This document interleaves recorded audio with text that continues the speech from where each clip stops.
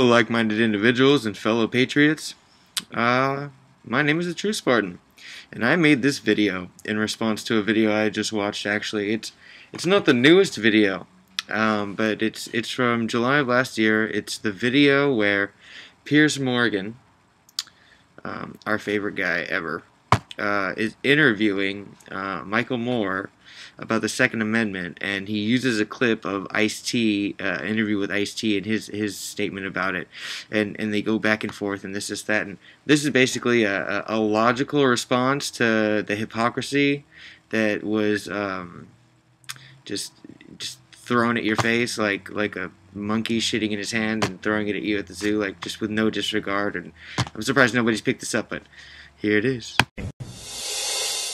Everybody wants to preserve the right of people that want to use guns for sport, hunting, or target practice to have the right to do so. But that doesn't mean you have an assault weapon. That doesn't mean you have a rifle that's advertised as able to bring down a commercial airliner at 1.5 miles, or bullets that are designed to go through bullet-resistant vests. Those are very different things. Now, that would be my view entirely, but let's watch what Ice-T, the rapper, said yesterday about his interpretation of the Second Amendment. The right to bear arms is because that's the last form of defense against tyranny. Not to hunt. It's to protect yourself from the police. And do you see any link between that and these sorts of incidents? No. Nah, not really. You know what I'm saying? If somebody wants to kill people, they don't need a gun to do it. Makes it easier, though, doesn't it? Not really. You can use you can strap explosives on your body. They do that all the time.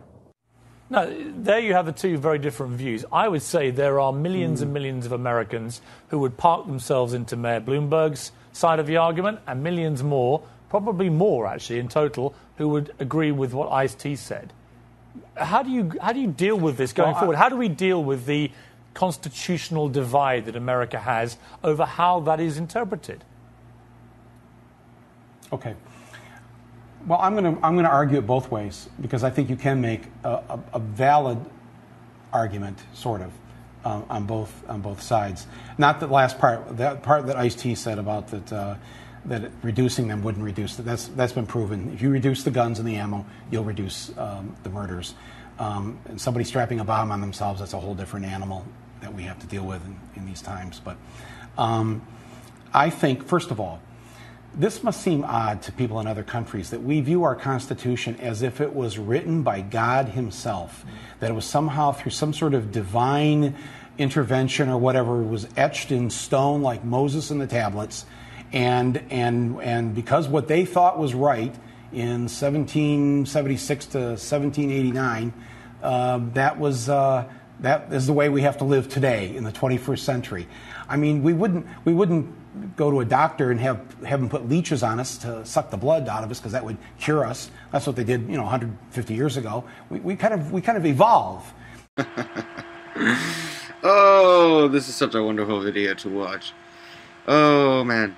Okay, so by the way, Truth Spartan here. Just wanted to point out some very, very, very contradictory statements that were just made by Mr. Moore. Man, I just, I sometimes sometimes think about when these people are writing their bullshit that they intend on imprinting into the minds of all of these sheep. Do they really think about what they're saying? Because if you look at what Michael Moore just said from a literal standpoint, he just contradicted himself. He stated that he would not go to a doctor and have the doctor put leeches on him to have the blood sucked out of him, to have himself cured, because, like he said, we've evolved. And now we have a different way of doing things, and our medical field is much more advanced. So he's right. We wouldn't get leeches to suck our blood out for cures anymore, because we've evolved. We have cures for other things. We have practices. Everything is evolved now. It makes sense. That was a logical statement made by him. Now, the illogical part about it is, when you think more in depth about it, what you begin to notice is their argument about semi-automatic assault weapons, which is an oxymoron because you can't have a semi-automatic assault weapon. An assault weapon is a select fire weapon, which means you have the options of fully automatic, which means it repeats fire until you let the trigger off, semi-automatic, which is legal to civilians now, and safe. Actually, it might not even have to include safe. Just single fire and full auto. Select fire rifle. That's an assault rifle. Assault weapon. Now, for instance, we'll go back in time. When was the Constitution written? Well, he's like, oh, blah, blah, blah, you know, they made this argument in 1776 when everyone had muskets. Well, that's probably around the time everyone was getting fucking their blood sucked out of them by leeches too at the doctor. So, if you can make the statement and the argument that we've evolved as a people, and technology and practices have evolved, and now we have a different way of doing things, then you can logically understand why now you would no longer defend yourself with a fucking musket. Because you wouldn't defend yourself. You would have one shot, and if you missed, you were done. So now we have a modern way of doing things. We have an 100-year-old technology, semi-automatic firearms, and it's insane how these people think that they're so progressive in the way they think, yet they want us to regress in, you know, technology, especially defense technology. It makes me wonder, you know, you have Piers Morgan here interviewing people all the time, and, well, you know, he's, well, British, and I don't think he was born here, and I sure as hell don't think he shares the same views as patriots like you and I.